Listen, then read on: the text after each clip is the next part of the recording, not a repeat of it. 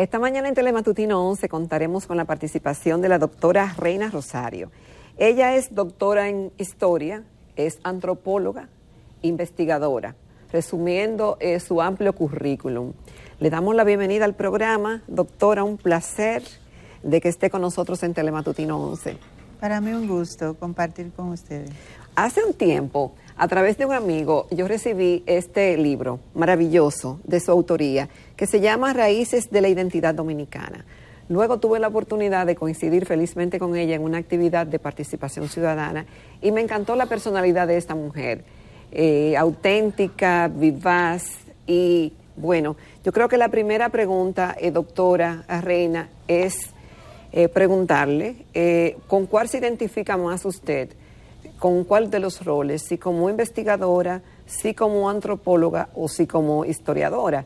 Aunque para ser investigadora, obviamente que una historiadora investiga y una antropóloga también, pero ¿en cuáles de esos roles se siente más identificada? ¿Y cómo una mujer encaja en este mundo de esas áreas dominadas por hombres, por ejemplo? Sí, pues mira, me siento muy cómoda como investigadora, pero también me siento feliz y realizada como maestra. Como maestra, sí, se me quedó esa Cuando parte. entro a un aula se me olvida todo. A mí me enseñaron que cómo uno debe encontrar cuál es la profesión idónea, porque a mí me gustan muchas cosas, pero en Rusia me enseñaron y me dijeron, mire, cuando usted siente que el tiempo se detiene y usted se olvida de todo, a eso es que usted se tiene que dedicar. Y eso es la historia en sentido general para mí. Entonces trabajar para mí es como una bendición porque yo digo, estoy haciendo lo que me fascina, lo que me gusta, lo que me place, lo que me deleita y encima me pagan. Ok, pero además pasa cuando usted va a una biblioteca, que entonces usted va buscando una cosa. Según en una de sus entrevistas tuve la oportunidad de leer y usted dice que usted termina leyendo muchísimas cosas que no fue lo que fue a investigar ni lo que fue a buscar y entonces el tiempo vuela también ahí. Sí, eso es otra de sus pasiones. De mis pasiones, que es realmente fascinante. Uno va a buscar un dato preciso, pero encuentra 10 datos. Quizás no lo pueda utilizar los 10, pero hace ficha. Y después vuelve sobre eso que uno no fue a buscar y que a lo mejor va a ser una investigación también que no tiene precedente, algo novedoso. Entonces, yo pienso que la lectura es lo que me llena por completo. Ok, doctora, usted estudió historia, egresada de la Universidad de Costa Rica, luego se va a Moscú a estudiar historia y una maestría en antropología cultural. Y por ahí una serie de recorridos, pero no me contestó la pregunta, decir, ¿cómo una mujer encaja en este mundo de la investigación, de la historia, como historiadora y de la antropología? Y viniendo de Bonao, que es su pueblo natal, es decir, en medio de cuáles circunstancias se puede desarrollar una mujer con este currículum tan amplio y con este compromiso tan ambicioso que ha dado muchos frutos de varias obras y también de la presencia que tiene en diferentes instituciones y de formación en diferentes universidades. ¿Cómo lograr todo eso y siendo tan joven también? Bueno, primero es al revés. Me fui primero a Rusia, que en ese entonces era la URSS, la Unión de Repúblicas Socialistas Soviéticas. Allí cursé historia y una maestría en antropología cultural. Luego vengo a INTE, trabajo 15 años como decana y docente de la UAS. Siempre estoy en esas dos academias que las amo. Y luego me voy a hacer el doctorado a Costa Rica. ¿Cómo encaja una mujer en la investigación? ¿Es igual que los hombres? No, para nada. Los hombres pueden dedicarse exclusivamente a trabajar y a investigar, pero yo también soy madre de 3 hijos, también soy hija, mi madre ahora vive conmigo, en fin, que cuando uno tiene pasión por lo que hace, encuentra el tiempo, pero también tengo una familia muy comprensiva, que siempre me han apoyado, incluso mi mamá se fue conmigo a Costa Rica cuando fui a hacer el doctorado, y ella dice que ella también tiene un doctorado. Es difícil si nos comparamos con los hombres porque por lo regular tienen más tiempo o escogen más tiempo para desarrollar su trabajo. Las mujeres tenemos que repartirnos entre la casa, los hijos y la investigación. Bueno, así es, doctora, pero pasando, por ejemplo, a algo que está tan de moda hablar en estos tiempos y que hay muchas confusiones al respecto, como es el tema de la identidad. En el caso de su libro, si me lo pueden enfocar, chicos, aquí, esta preciosidad, que no solamente es bello en sí el libro, sino el contenido, que es maravilloso. Nos hace un recorrido ahí por historia del bachillerato, pasando por historia 011 y 012 de la UAS, por ejemplo, pero también es un libro muy, muy acabado y que nos da muchísimas informaciones. Cuando hablamos de identidad, doctora, si nos vamos al diccionario, encontramos que identidad proviene del latín identitas y se refiere a un grupo de rasgos y características que diferencia a un individuo o grupo del resto. Y la identidad que moldea a las personas o lo que se determina sus gustos, necesidades, prioridades y de acciones. Cuando hablamos de la identidad del pueblo dominicano, específicamente, ¿a qué debemos referirnos? Mira, la identidad en sentido así amplio es un rasgo humano que se establece cuando uno se relaciona con los demás y toma conciencia de la diferencia con los demás. Por eso se habla del arte ego, yo con respecto al otro. Yeah. Para que exista la identidad se necesita ese relacionamiento. Hay una frase de un africano religioso que fue Premio Nobel de la Paz, Desmond Tutu, que habla de que para que yo exista tiene que existir el otro. O sea, yo no soy sin el otro. Entonces, el otro es que me hace a mí ver cuáles son mis particularidades, mis gustos, ¿verdad? Entonces, la identidad es ese sentido de pertenencia. Y ese sentido de pertenencia a una comunidad, a una cultura determinada. Y en el libro, pues yo listo desde el primer momento en que se asoma ese sentimiento de identidad, ¿sí? ¿Cuándo surge la identidad aquí? Cuando los hijos de los españoles dejaron de sentirse de donde eran sus padres, cuando los hijos de los esclavos también dejaron de sentirse extranjeros y ya se sentían de aquí, donde nacieron. Y lo que encontraron esos españoles, usted explica en el libro el triste pasaje del exterminio más agresivo que se ha vivido de los aborígenes taínos, que fueron masacrados y ya en 14 años, si mal no recuerdo, 13 o 14 años ya había el 70% de la población que encontraron fue exterminada. ¿Hasta dónde esas raíces indígenas persisten en la identidad del pueblo dominicano hoy día? Sí, porque... ¿Nos queda algo, doctora? Sí, bastante, porque los aborígenes fueron extinguidos, ¿verdad?, por la explotación. Hay un libro de Frank Moya Pons que habla de etnocidio. Con anterioridad no se había utilizado ese vocablo, sino de la extinción de los aborígenes. Pero los aborígenes nuestros, pues, eran diversos. No solamente había taínos, sino ciguayos, macorices, siboneyes. Y no solamente se hablaba arahuaco, es decir, que no solamente se extinguió una cultura, sino varias, y por eso el concepto de etnocidio, de destruir una etnia o varias etnias. Entonces, ciertamente puede haber una desaparición física de lo que es la cultura aborigen, pero su herencia y su legado queda, sobre todo con lo que fue para los mismos españoles y para los africanos esclavizados, tuvieron que tainizarse para poder adaptarse al medio. Muy ¿Qué bien. significa tainizarse? Significa aprender a hacer casabe, aprender a comer todas esas clases de ajíes que había, todos esos tubérculos. Entonces, aquí se conoce como la escuela de lo que es la conquista de América, porque todos esos grandes conquistadores de América pasaron por aquí, tuvieron que adaptarse a comer.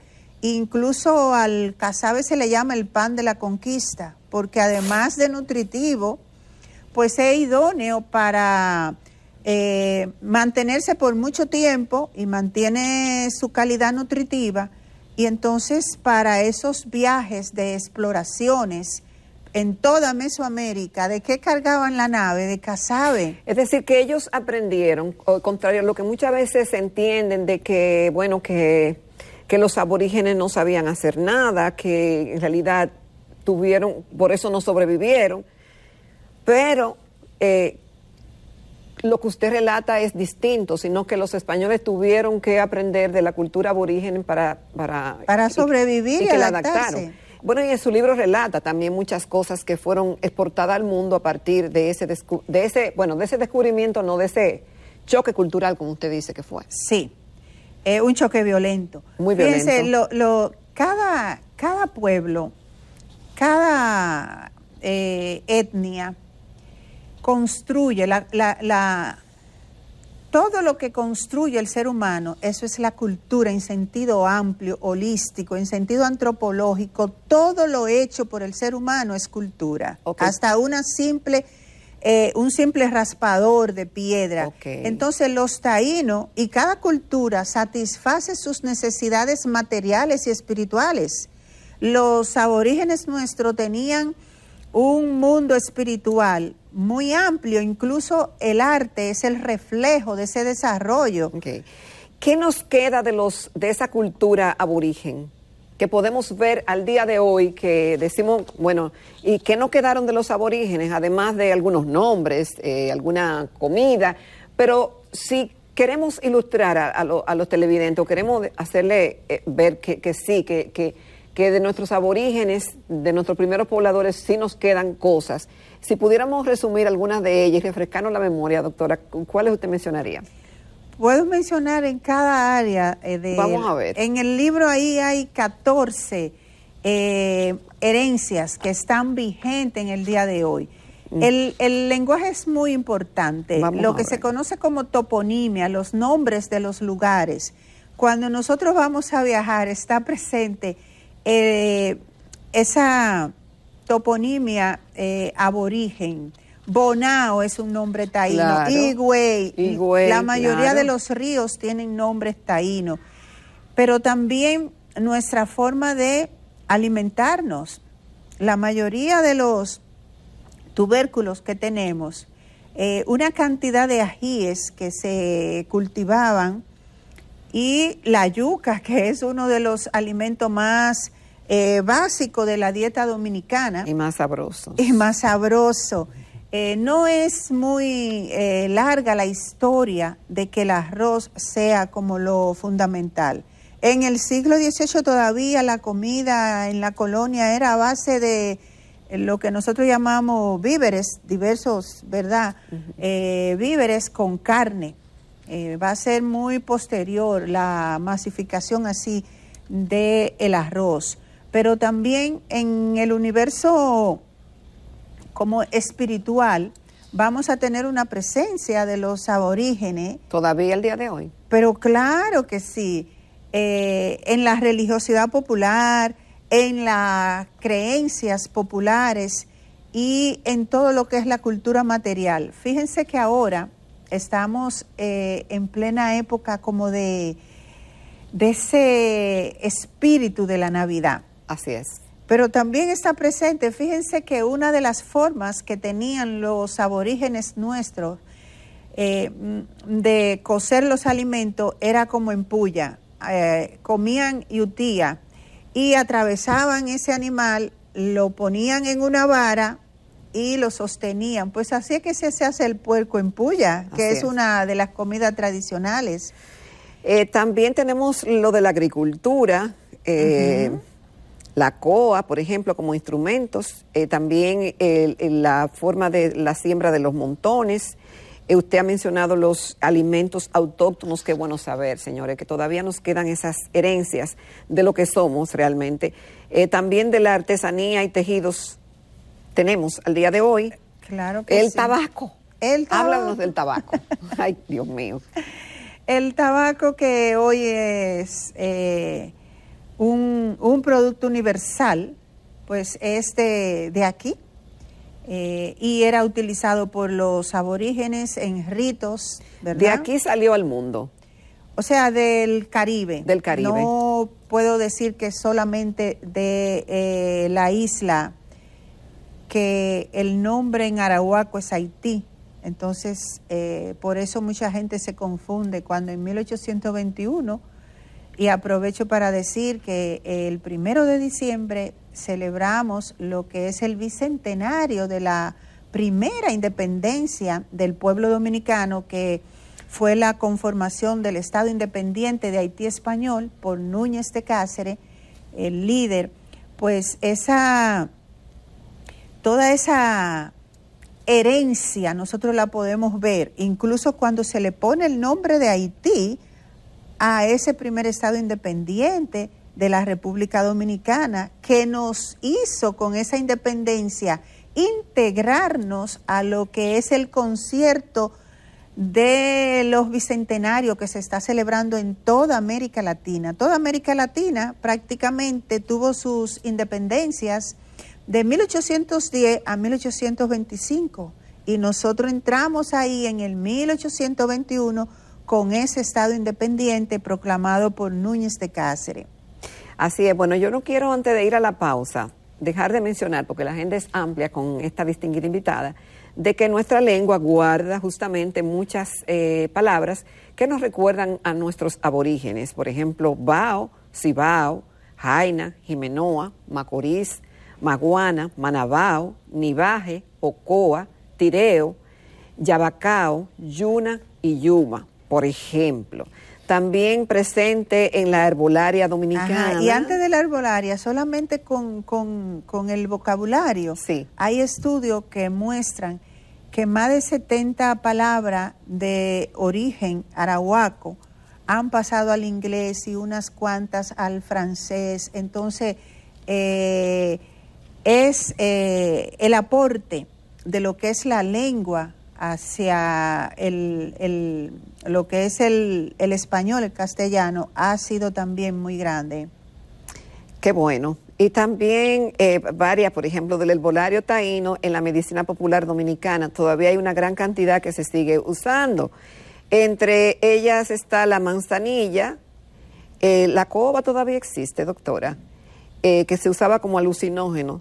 Sí. También el piñón, la tuatúa, la higuereta, el guajabo, la cañafístola, yabruma, mamey, la malva, el palo santo, entre otras. Son muchas. Son muchas. Bueno, me están haciendo ahí señas de que tenemos que irnos a una pausa comercial, y en breve continuamos con esta interesante conversación con la doctora Reina Rosario.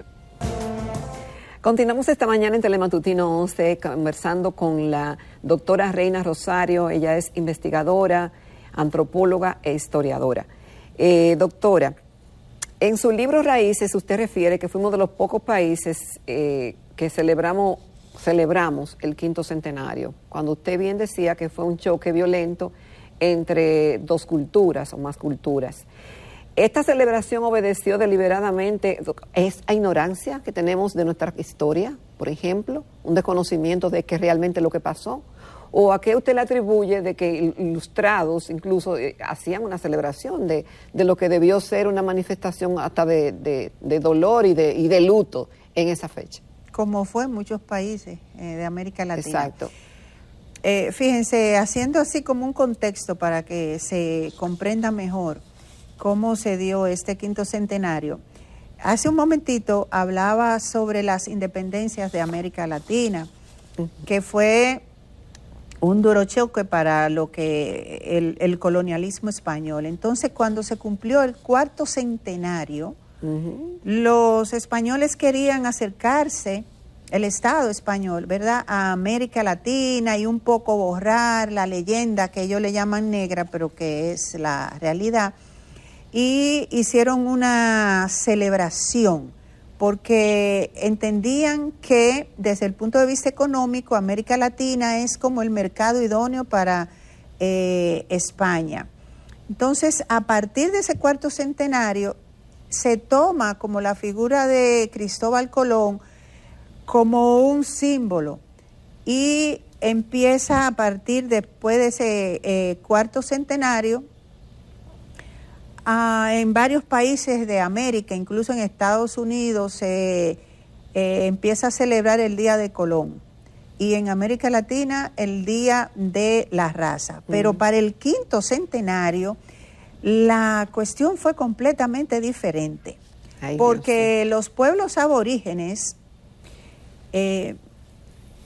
tomaron el escenario y plantearon reflexivamente que no se trató de un encuentro, porque sino de un choque. Las Naciones Unidas declararon la festividad como el encuentro de dos mundos. Sí. Y los más de 28 movimientos indígenas federados plantearon que no se trataba de un encuentro, sino de una invasión y de una hecatombe. La historiadora dice que fue una invasión y una hecatombe, no un encuentro. Claro, no fue un encuentro, fue un encuentro desigual, donde, por ejemplo, los españoles tenían como 22 tipos de armas y los aborígenes nuestros apenas tenían el arco y la flecha y no todos lo sabían usar, solamente los ciguayos. Entonces, pero siguiendo para que se entienda en qué contexto se da esto, pues la mayoría de los países de América Latina donde sí hay población indígena se negaron a celebrar lo que fue ese quinto centenario y incluso el Día de la Raza, que así venía celebrándose años tras años, fue cambiado en muchos países por el Día de la Resistencia, el Día de las Comunidades Indígenas. Y en Bolivia, por ejemplo, en Bolivia se empezó a celebrarse el 11 de octubre como el último día de la libertad. Bueno, doctora, yo recuerdo que cuando se celebró el quinto centenario, que bueno, aquí vino el Papa en su momento, Juan Pablo II, y que no se destacó eso, es decir, no se destacó que los aborígenes fueron exterminados, sino que se vendió la idea de todas las primacías que tuvimos, que la primera universidad, que la primera esto, que la primera lo otro, desde aquí, desde la República Dominicana, pero fue descontextualizada la visión histórica real. Claro que sí, porque se quedó fuera la primera primacía, que fue la primacía del etnocidio, sí, del hecatombe, de la extinción, claro, de la población aborigen. ¿Y por qué se da aquí? Se da aquí porque, bueno, este es fue la primera colonia. Sí, la cuna del Nuevo Mundo. La cuna así se vendió, ¿no? Ajá, la cuna del Nuevo Mundo, que fue el ensayo funesto. Lo que aquí pasó, no pasó en los demás países de América Latina, porque el exterminio fue intensamente rápido. Sí. Y luego ya, aunque se llamara el sistema de explotación encomienda, no tuvo la intensidad que tuvo en esta isla. Entonces se escogió este país para hacer un monumento que es el Faro a Colón, un monumento en que cada país de América Latina puso una cuota, ¿no? Pero, ¿qué pasa con nuestra juventud, con nuestro sistema educativo? Que durante mucho tiempo fue escrita la historia con una visión hispanista. Así es. Y cuando los estudiantes llegan a la universidad, incluso no saben que los españoles establecieron aquí la esclavitud y te hablan de que fueron los haitianos, y los haitianos lo que hicieron fue abolir la esclavitud. Entonces hay un desconocimiento, porque han sido alrededor de 100 años de lo que es una propaganda hispanista que se intensificó con lo que fue el trujillismo, que una de las características ideológicas del trujillismo es ese hispanismo que invisibiliza, oculta, rechaza la herencia africana que tenemos los dominicanos. No, y que no nos gusta que nos la recuerden. Y que no se puede tapar, porque nada más con el fenotipo de la mayoría de los dominicanos. Es decir, con nuestra apariencia. Claro que sí, nuestro fenotipo habla, óigame bien, de esa herencia africana, pero también y ahí retomo tu pregunta del inicio, esa herencia también indígena. Hay muchos pueblos donde usted va a encontrar un fenotipo que le recuerda lo que es el aborigen, lo que es el taíno. Ok, doctora, se habla mucho de nuestra marca país y de las cosas que nos distinguen frente al mundo. Si fuéramos a destacar esas condiciones que nos hacen únicos, que es parte de nuestra identidad, de nuestras raíces, ¿de qué lado deberíamos de estar o cuáles cosas deberíamos destacar? Sí. Y se la hago amplia así la pregunta a propósito. Nosotros somos un pueblo reconocido por su alegría. ¿De dónde nos viene la alegría? ¿Es de los españoles? ¿Es de los africanos? ¿De los aborígenes? ¿O es de todo lo anterior? Es de todo lo anterior, pero también la identidad es un proceso que no termina, ¿verdad? Que trae raíces, pero que también se construye. Nosotros no somos solamente la suma de esas tres raíces, sino lo que se convirtió en la suma y lo que salió como resultado de esa sumatoria. Lo que hemos vivido, o sea, 529 años, es un proceso histórico largo, y en esos 529 años hemos tenido influencia de los chinos, de los árabes, de un sinnúmero de pueblos, de etnias, que nos han aportado, han enriquecido nuestra culinaria. Por ejemplo, hablábamos hace 2 días en un taller sobre pasteles en hoja, que es una comida típica de la Navidad, sí, de cómo nuestra culinaria es una de las más ricas del mundo. ¿Por qué? Porque en investigaciones recientes tenemos más de 22 tipos de influencia de culturas diferentes.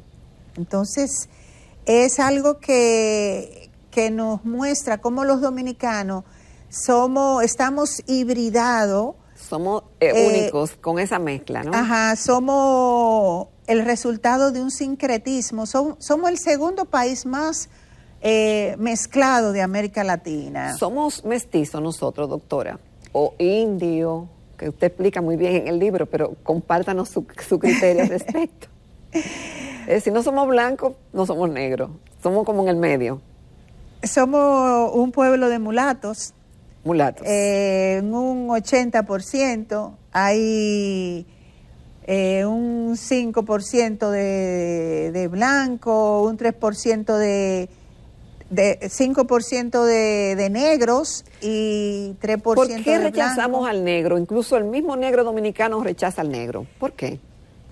Por la ideología que ha estado imperando y la propaganda que desde que se formó la República Dominicana como nación en el 44, la clase dominante, la clase que usurpó el poder, que eliminó a los trinitarios, a los liberales y asumió ese poder, entiéndase Santana y Bobadilla.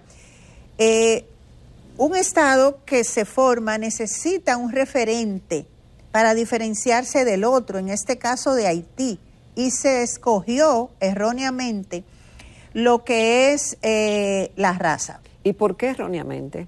Porque hay muchos dominicanos que creen que todos los negros que nosotros tenemos vienen de Haití. No, en el siglo XVI Haití no existía, y a partir de 1522 empieza la entrada masiva de negros africanos esclavizados y va a ser mayoritaria desde ese momento la población negra, mandinga, daomellana, bantú, cocolizo, de todas partes que vinieron a trabajar en la industria azucarera, y Haití no existía, ¿sí?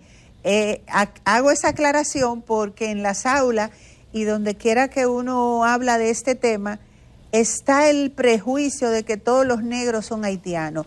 Y en ese preciso momento, cuando se forma nuestra nación, se toma el elemento africano para diferenciarnos de los haitianos. Ellos son los africanos, no nosotros. Doctora, ¿usted puede decir que los dominicanos, y se lo voy a poner a usted, decir, no quieren saber de los haitianos y los haitianos no quieren saber de los dominicanos?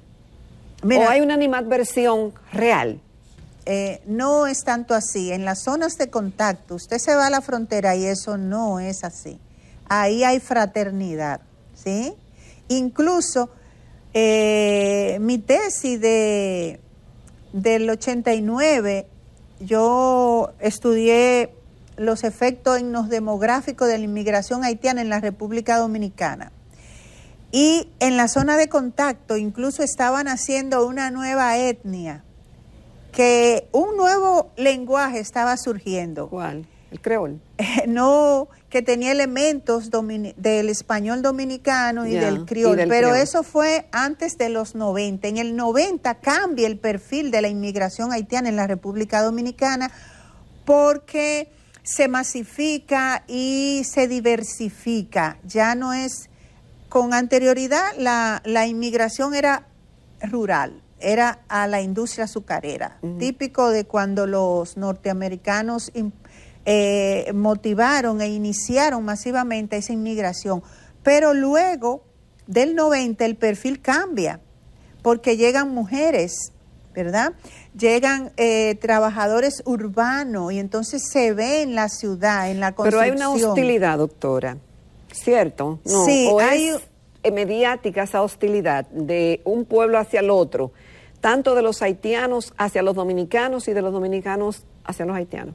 Es bastante mediática, porque cuando uno va a la frontera y va a los bateyes, uno ve cómo se convive y cómo se practica la solidaridad. Pero, ¿por qué te digo que es mediática? Miren, cuando la dictadura de Trujillo, después de la matanza del 37, empieza a asumirse como una política de Estado el antihaitianismo. El trujillismo tiene como ideológicamente como 5 elementos, y uno de esos elementos es el antihaitianismo, el catolicismo, el hispanismo, el mesianismo. Doctora, pero ahora estamos hablando de que hay en la sociedad un antihaitianismo, o que realmente hay una defensa a nuestra identidad y nuestra soberanía. Mira, ha habido siempre un antihaitianismo que empieza con Trujillo, se convirtió en una política de Estado, pero con anterioridad Trujillo había ido 2 veces a Haití, había besado el suelo haitiano y había dicho que se sentía orgulloso de que su abuela fuera haitiana y de que por su cuerpo corriera sangre haitiana. Pero después de haber firmado un tratado de límite fronterizo, pues cambió completamente y trató de dominicanizar la frontera. Pero el hecho de que se repatrien a los indocumentados, ¿eso es ser antihaitiano? Claro que no, todos los países tienen derecho a repatriar. Es un derecho que nos asiste y que debe de hacerse con el debido respeto a los derechos humanos, como se hace en otros países. Okay. El problema viene cuando no se observa ese trato humano, ¿sí? Okay. Y es por temporada y es de manera coyuntural. Okay. Nosotros, fíjense, y esto es algo importante, es un tema recurrente. en el libro yo pongo 5 momentos de esa gran migración, que han habido serias crisis con respecto a Haití y el problema migratorio. No se ha sido sincero de ninguna de las dos partes, ni de los haitianos ni de los dominicanos. Somos 2 pueblos diferentes, que como dijo Núñez de Cáceres, cuando entregó la llave de la ciudad a los haitianos, le dijo, esa alianza no va a ser duradera, somos 2 pueblos diferentes. Y la lengua es fundamental, porque la lengua es como la cultura y hablamos lenguas diferentes. Pero parece que la élite de ambos países sí hablan una misma lengua, porque siempre se han entendido en beneficio propio y han puesto como al pueblo uno en contra de otro. Entonces, ¿cuál es la tarea pendiente que nosotros tenemos como dominicanos? Conocernos. Somos 2 pueblos muy cercanos, pero 2 pueblos que nos desconocemos uno a otro. Entonces... ¿Y qué vamos a ganar con eso? ¿Cuál sería la ganancia? La ganancia es... Mire, nadie puede valorar lo que no conoce. Primero hay que valorar, ¿sí? Nosotros no podemos ver si es verdad que los haitianos son antidominicanos. Hay un estudio, por ejemplo, que hizo María Filomena de los textos escolares en Haití, buscando ese prejuicio contra los dominicanos. Y el resultado es que no. Pero aquí a veces se enarbola una bandera de antihaitianismo y se quiere ver como un elemento, oigan esto, como un elemento del nacionalismo dominicano. No es así. Nuestro fundador, Juan Pablo Duarte, no fue antihaitiano. Okay.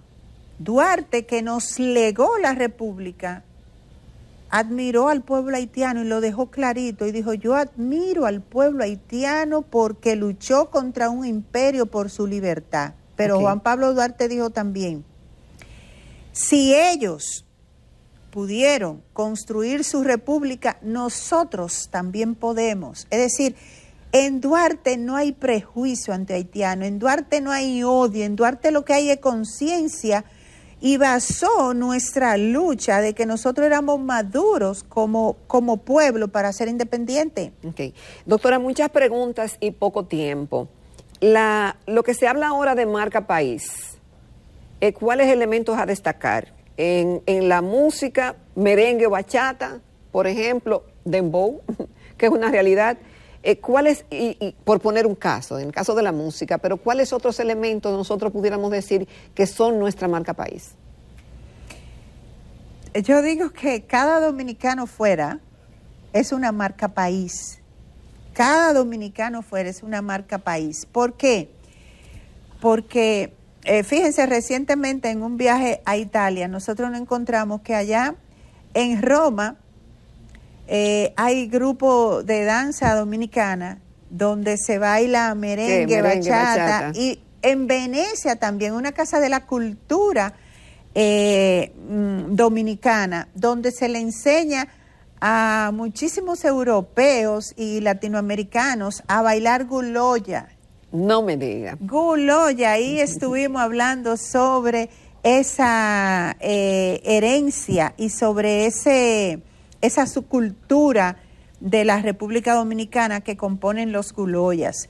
Nuestra gente se hace sentir porque es trabajadora, es alegre y sale adelante. Fíjese que recientemente en un evento del Mirex, donde se reconoció a 10 dominicanos destacados, aquello fue un mar de presentaciones de candidatura de gente dominicana que no solo trabaja por los dominicanos, sino por los latinos, por los hispanos.